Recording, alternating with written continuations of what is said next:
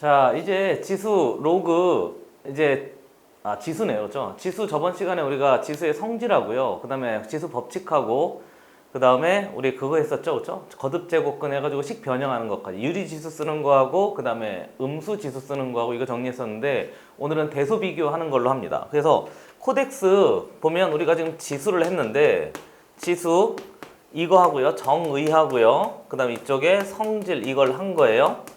그래서 이번 시간에는 뒤에 있는 요놈하고 요놈 개념 정리하고요. 그 다음에 마무리하도록 하겠습니다. 먼저 이쪽에 보면 대소 비교라고 돼 있죠. 그리고 여기 보면 활용이라고 돼 있어요.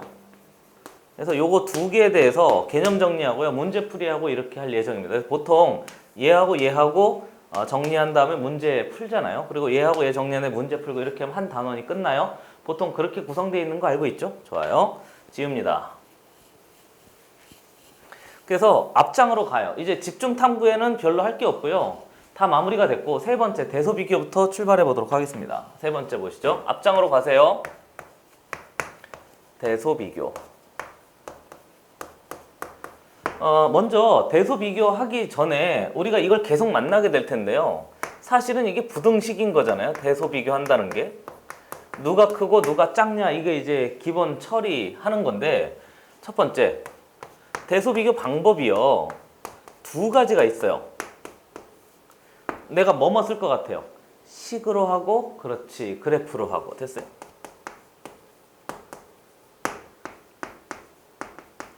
이렇게 해서 둘로 처리해서 이제 만들면 된단 말이죠. 그리고 우리가 지금 아직 이 그래프를 그리질 않았어요. 그러니까 지수하는데 대소 비교하세요. 그럼 생각이 두 가지예요. 첫 번째는 식으로 하고 두 번째는 그래프로 하고 그래프는 당연히 함수 그래프를 그린 다음에 접근한단 말이죠. 그렇죠? 그러니까 아직 그래프를 안 그려서 우리가 식으로밖에 접근할 수 없는데 그래프를 작도하려면 지수 함수를 배우고 넘어가야 된단 말이죠. 이해되고 있는 중인 거죠. 그렇죠? 그러니까 얘하고 얘 우리가 아직 안 했고 그럼 할 수 있는 건 뭐로 해야 되는 거지? 식으로 접근해서 식을 먼저 처리한 다음에 만들어내야 돼요. 그럼 이제 식으로 하기 위해서는 기본적으로 부등식에 대소 비교해야 되는 거니까 생각할 게 이래요. 차에 뭘 비교하지? 부호를 비교해요. 이게 식으로 하는 대소 비교에 굳이 말하자면 이게 정의인 거죠. 우리가 부등식에서 이렇게 정의했어요. 대소 비교할 때 어떻게 정의했다고? 수학적 정의는 차에 부호를 비교하는 걸로 대소 비교를 정의를 했단 말이죠. 됐어요? 꼭 기억해 두셔야 될 거고요. 당연히 사실은요. 수능이나 까다로운 문제는 다 여기서 나와요. 됐어요? 다 여기서 나와요. 그래서 얘는 그래프를 이용한단 말이죠. 됐어요? 그러니까 이게 뭐 수능 까다로운 거? 이제 우리가 수능 이야기를 좀 해야 되잖아요. 내 말이 맞죠? 그러니까 수능에서는 까다로운 게 이게 나와요. 그래서 사실은 그래프를 그래서 배운다고 해도 과언이 아닌 거죠. 됐습니까? 그래서 그거 한번 해보려고 해요. 근데 지금 우리가 하는 게 이게 지수의 대소 비교인 거잖아요. 그러니까 이렇게 생각을 하셔야 돼요. 두 번째. 지수의 대소 비교를 해라 그러면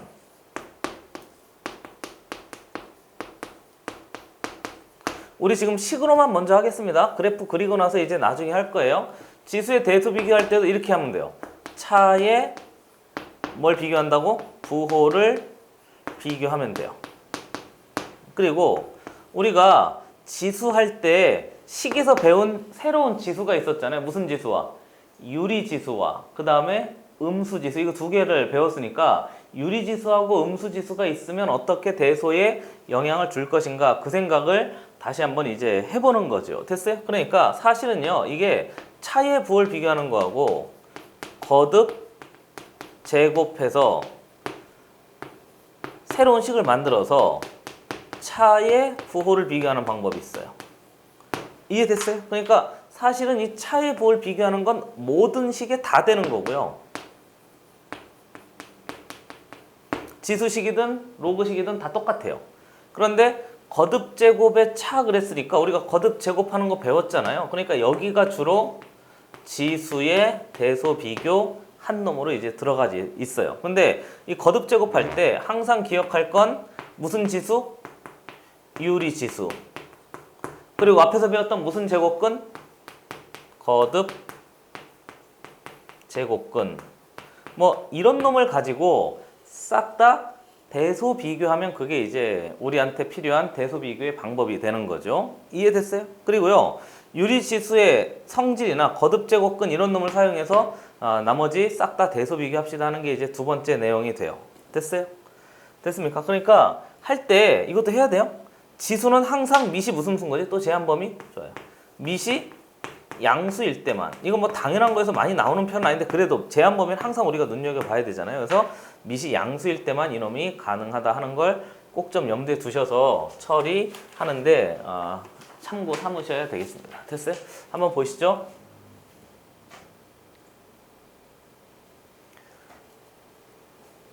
그리고요, 이따 문제 풀면서 조금 더 할 거예요. 그리고 세 번째 방법이 있는데 사실은 이 세 번째 방법이 아이들 입장에서 많이 혼란스러워해요. 그래서 세 번째 방법은요, 좀 중요하니까 그냥 노란색으로 쓰겠습니다.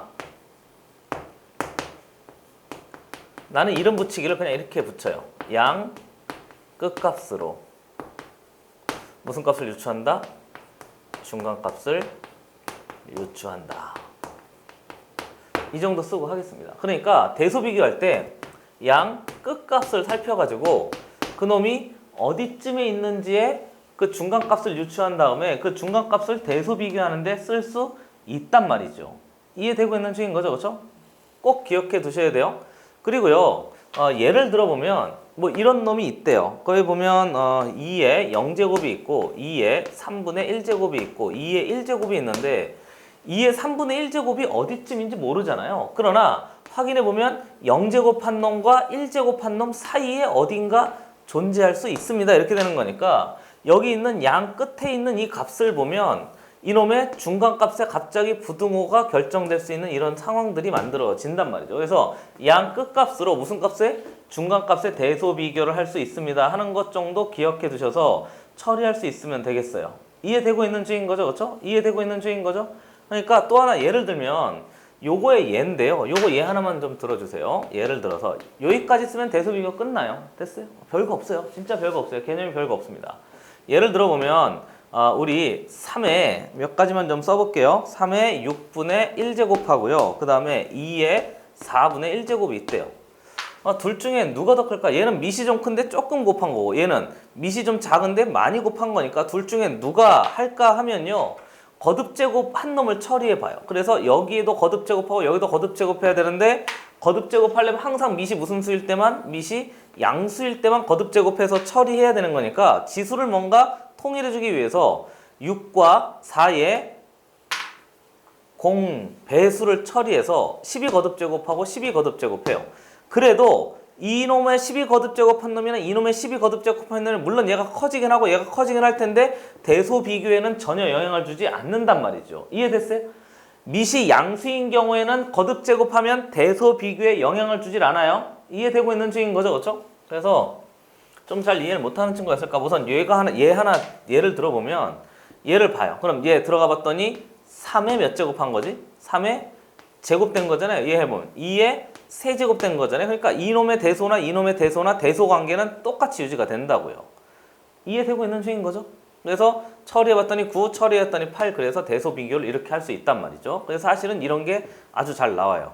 그리고 양변에 똑같은 거듭제곱을 해서 하는 이유는요. 이거 잠깐 보시죠. 비교 하나 해놓으세요. 명확하게 이해하기 위해서. 예를 들어 2가 있고 3이 있는데 당연히 3이 더 커요. 그리고 여기 거듭제곱 하잖아요. 보고 있어요? 몇 번? 제곱만 할까요? 여기 제곱해봐요. 그러면 확인해 보세요. 2하고 3 중에 원래 3이 더 컸잖아요. 근데 거듭제곱해도 2 제곱하면 4 되고 3 제곱하면 9 되니까 물론 9가 더 커진 건 맞지요. 그 전보다 얘가 훨씬 더 많이 커졌고 얘는 조금 커졌잖아요. 그러나 대소 비교에는 전혀 영향을 주지 않아요. 우리가 하는 게 등식을 처리하려고 하는 것이 아니고 대소 비교, 누가 큰 놈이고 누가 작은 놈인지를 확인하려고 하는 거예요. 그러니까 2하고 3 중에서 3이 더 컸는데 거듭제곱한 놈, 당연히 얘 숫자가 같아야 돼요. 거듭제곱한 숫자가 같다면 대소 비교에 전혀 영향을 주지 못합니다. 그래가지고 요거 처리하는 거하고 요거 처리하는 게 가장 핵심이에요. 그래서 정리해보면 지수를 사용해서 대소 비교할 때는 밑이 양수인 경우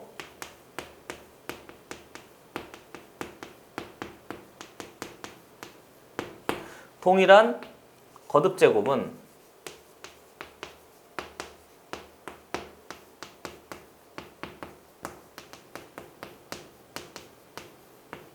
대소에 영향을 주지 않습니다.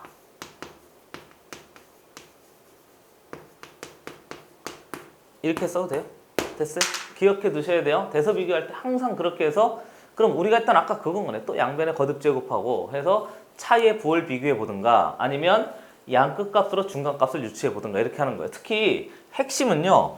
차이의 부호를 비교해 보는 거예요. 뺀 놈이 양수야. A에서 B를 뺐대 양수야. 왜 양수일까? A가 더 크니까. A에서 B를 뺀 놈의 부호를 봤더니 음수야. 왜 음수일까? B가 더 크니까. 이렇게 생각하는 거예요. 그러니까 차이의 부호를 비교하는 거지 차를 해서 그렇게 정리하는 게 아니에요. 됐어요?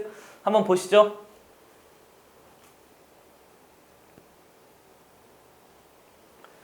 자, 세 번째, 네 번째 활용 문제인데요.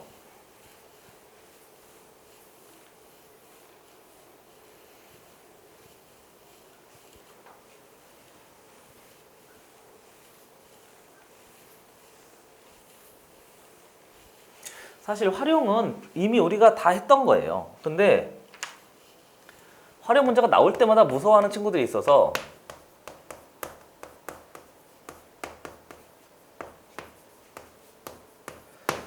활용 문제가 나오면요. 항상 생각을 세 가지로 하고 계셔야 돼요. 다 됐어요. 첫 번째는 그 주어진 조건을 아주 자세히 분석해 봐요. 조건을 분석해서 내가 말하는 이 활용은 3년 동안 우리한테 필요한 활용 문제예요. 이제 2학년이니까 2년 동안 필요한 건가요? 그래서 활용 문제만 만나면 자꾸 그 주눅 들고 그랬던 친구는 지금 하는 걸 잘 들어두세요. 조건을 분석하고요. 그 조건을 분석한 다음에 미지수를 결정해요.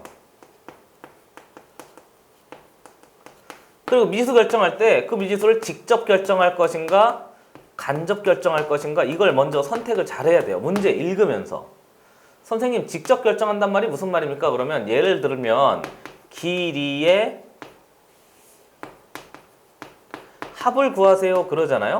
그러면 당연히 길이를 미지수로 잡아서 그거에 대한 식을 작성하면 돼요. 근데 간접하는 건 뭡니까? 그러면 넓이 값을 물어보잖아요. 그럼 넓이는 직접적으로 미지수 잡으면 안 되잖아요. 뭐를? 길이를 뭐로 잡아서 x로 잡아서 그 길이에 대한 넓이 값을 처리하면 돼요. 그리고 두 번째, 조건이 자세히 분석돼서 미지수만 잘 결정된다면 식을 작성하면 돼요. 그리고 식을 작성돼 있는 상태에서 우리가 지금 배운 게 지수니까 지수 법칙이라든가 그리고 거듭 제곱근이라든가 이런 놈을 사용해서 식을 작성한 놈을 식을 변형하면 돼요.